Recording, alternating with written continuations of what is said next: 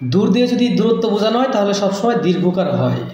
দূর দিয়ে যদি দূরত্ব মানে 5 মিটার, 10 মিটার, 100 মিটার, 100 গজ, 1000 মাইল এরকম দূরত্ব বোঝানো হয় তাহলে সবসময় দীর্ঘকার হয়, দূর বানানো হয়। যেমন হচ্ছে দূরবীক্ষণ, দূর দূরান্ত, দূরবর্তী, দূর, দূরীকরণ, অদূর, এরকম বিভিন্ন শব্দ, যে শব্দ দিয়ে দূর দিয়ে একটা নির্দিষ্ট দূরত্ব বোঝানো হয়েছে সে সময় সবসময় দীর্ঘকার হবে।